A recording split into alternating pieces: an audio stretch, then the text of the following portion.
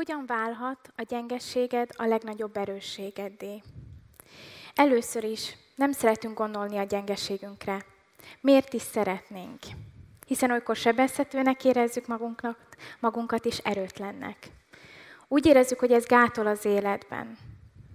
Nem akarunk róla tudomást venni, és nem akarjuk, hogy mások tudják. De mit teszel, hogyha már első benyomásra látszik a gyengeséged? Én Belgiumban nőttem fel, 22 évet éltem kint. És amikor új közösségbe kerültem, akkor mindig úgy mutatkoztam be, hogy magyar származású vagyok. És ez tök normális volt, senki nem kérdőjelezte meg a származásom. De amikor más országokban utaztam, akkor ez változó volt. Elmentem nyaralni Egyiptomban, és az ottani emberek meg voltak róla győződve, hogy én egyiptomi származású vagyok. Hiába mondtam nekik, hogy nem, ők akkor is azt mondták, de igen. Minden egyes nap. A nyaralás végén feladtam. Azt mondtam, igen, egyiptomi vagyok, csak már nem mondják többször. És más országokban is előfordultak hasonló helyzetek. Arra gondoltam, hogy bizonyos helyeken, külföldön bárki lehetnék. Beszélek franciául, flamandul és angolul. Könnyebb lenne hazudni, mint kinyilvánítani a gyengességemet. Az, hogy más vagyok. Nem találtam hovatartozásomat és identitásomat. Viszont mikor visszaköltöztem Budapestre, a szülővárosomban, ezzel a félelemmel sajnos szembesülnöm kellett. Féltem attól, hogyha elmondom valódi származásomat, akkor többé nem leszek szimpatikus. Mert akkor jön a kérdés, hogy de akkor miért nézel így ki, mikor azt mondom, hogy magyar vagyok? Volt egy kolléganőm, aki megkérdezte, hogy miért van barna bőröm. Hát mondtam neki, mert gyerekkoromban megsütött a nap, aztán ilyen maradtam. Teljes, korrekt és őszinte válasz arra a kérdésre, hogy honnan származom, az az, hogy magyar muzsikus roma vagyok, és Belgiumban nőttem fel. Úgy gondolom, hogy muszáj megemlíteni mind a három kultúrát, mert nagy hatással volt az egyéniségemre. Magyar-roma zenészként olyan családba nőttem fel, ahol majdnem mindenki zenész. Gyerekkoromban én is zenéltem, hegedültem, és az egyetlen tradíció nálunk az a zene. A történelem során többféle etnikai csoportok alakultak ki a romák között. Elválasztva egymástól, nyelvhasználat, tradíció és öltözet által. Volt egy szituáció, amikor egy olácigány hátat fordított nekünk, mert azt mondta, hogy mi nem vagyunk igazi romák, mert hogy mi nem beszéljük a nyelvet. Mi vagyunk a magyar romák. De viszont a magyarok azt mondják nekem, hogy nem vagyok igazi magyar. Mondhatni, hogy ez a két kultúra között lebegek, hiszen egyikhez sem tartozom teljes mértékben. És akkor nem beszélve arról, hogy Belgiumban nőttem fel, ahol még köszönni sem volt könnyű a suliban. Mert hogy a holland nyelvű flamandoknak úgy kell köszönni, hogy jú, és integet. Közelebbről úgy kell köszönni, hogy 2 puszi az arcra. Viszont a francia nyelvű valonoknak 1 puszi az arcra, és azt kell mondani, hogy bonjour, ça va? Ami azt jelenti, hogy szia, hogy vagy. Még akkor is megkérdezzük, ha nem is igazán érdekel. A hollandoknak viszont 3 puszi az arcra. Gondolhatjátok, hogy egy kissé össze voltam zavarodva. Mivel ilyen multikulturális színes és multikulturális hátterem volt, ezért zavaros lett az önképem, és nem tudtam, hogy hova tartozom, és ki vagyok igazából. Tudjátok, az alapértékeim soha nem változtak, viszont az identitásom valamilyen szinten mindig alkalmazkodott ahhoz a társasághoz és helyhez, ahol éppen voltam. Odafigyeltem a hangtónusra, nyelvhasználat, gondolatmenet, humor, ezekre az apróságokra, és azt szerint asszimilálódtam. Viszont a gyengeségem elhatalmasodott. az az, hogy mindig más voltam, mint a többség. Nem éreztem magam teljes mértékben elfogadva, sem szeretve egyik kulturális csoportban sem. És nem segített az, hogy az emberek előítéletesek voltak velem az életem során. Például, amikor lelkesen mondtam a tanáromnak, hogy tovább szeretnék tanulni, ő erre azt felelte, hogy Bettina, meg ne próbáld, mert biztos, hogy nem fog sikerülni. Vagy amikor sétáltam a utcán, Budapesten az utcán, akkor azzal fenyegettek, hogy meg fognak verni a származásom miatt. Vagy amikor tinédzserként nem engedtek be a klubokba, mert hogy romák vagyunk. Ezek az előítéletek miatt gyengének éreztem magam. Ez a gyengeség beleívódott a lelkemben és elmémben.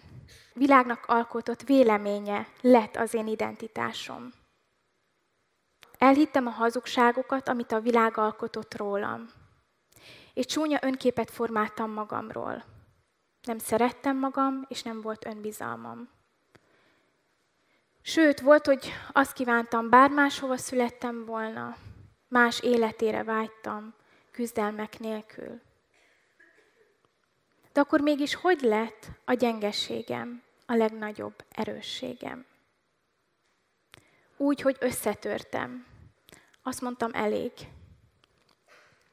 Hosszú évek küszködése után mindig csak megfelelni a világnak feladtam.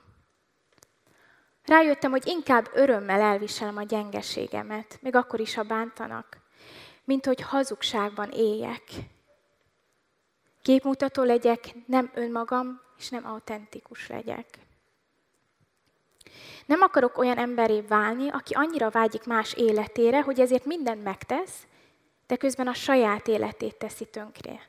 Nem szeretnék olyan ember lenni, aki nem tudja élvezni Isten áldásait, mert annyira törekszik, hogy olyan legyen, mint a többség.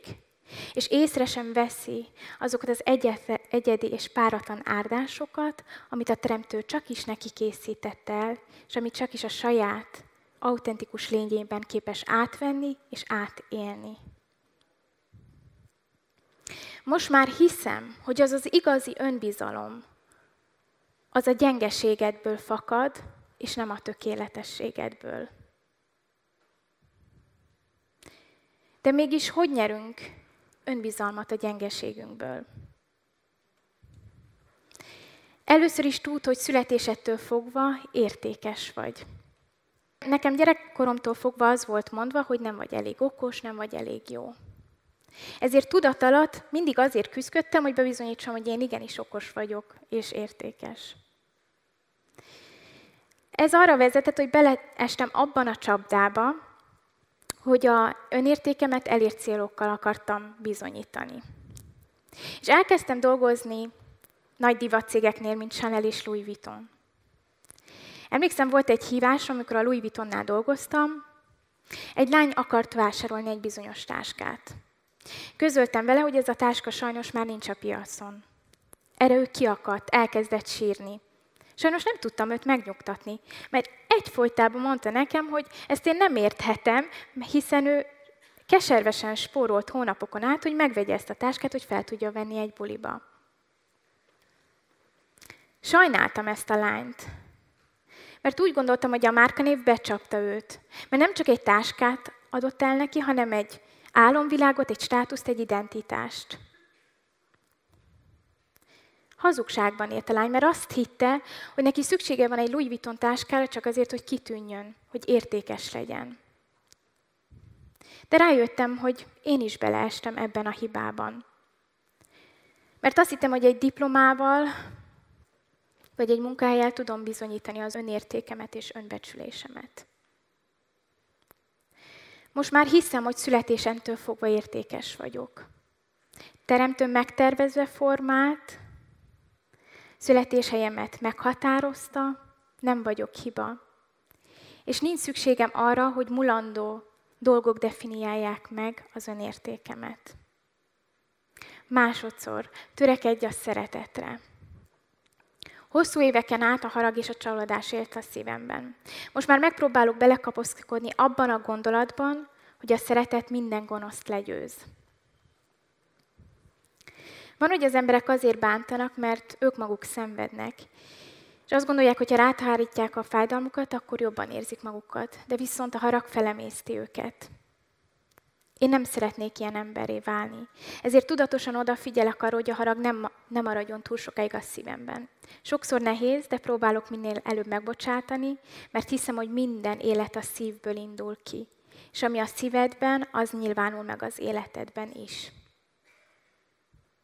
Harmadszor, fogadd el a gyengeséged.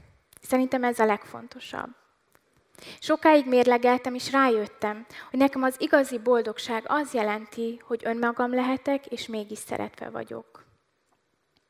Szerető családom mindig elfogadott úgy, ahogy vagyok, és ezt az érzést semmi sem übereli. Ezért úgy döntöttem, hogy Budapesten maradok. Itt van az én otthonom, a családomnál. És elfogadom a gyengeségemet. Nem csak elfogadom, hanem átölelem és magamévá teszem. Ez arra vezetett, hogy kinyitottam lelkem mélységét, és engedtem, hogy felfedezzem önmagam. Hosszú és izgalmas út volt felfedezni a gyökereimet. 80 éves nagybácsikám hosszú beszélgetések voltak, és elmesélte nekem a magyar cigányzene történelmét és a őseim életpályáit. Elmondta, hogy leszármazottja vagyok a híres Bihari Jánosnak, zeneszerző és hegedűművésznek. Ő a verbunkos stílus egyik legnagyobb képviselője, és befolyásolta a magyar zenei történelmet. Beleszerettem a kultúrámba. Ahányszor meghallom a zenémet, örömmel van telve a szívem. Most már missziómnak tekintem, hogy a magyar cigányzenét új életre hozzam. Ezért koncerteket fogok szervezni, aminek a neve Gypsy Inspire, ahol cigányfúziós zenei történelmet szeretném bemutatni nemzetközi szinten, a magyar nótától a flamencóig. Ahogy láthatjátok, ez adott értelmet az életemnek, hogy elfogadtam a gyengeségemet teljes mértékben, és ezáltal újjászülettem, új boldogsággal és új kreativitással. Most már elhívásomnak tekintem, hogy hasonló embereken segítsek, élő példaként, hogy fogadják el magukat teljes mértékben.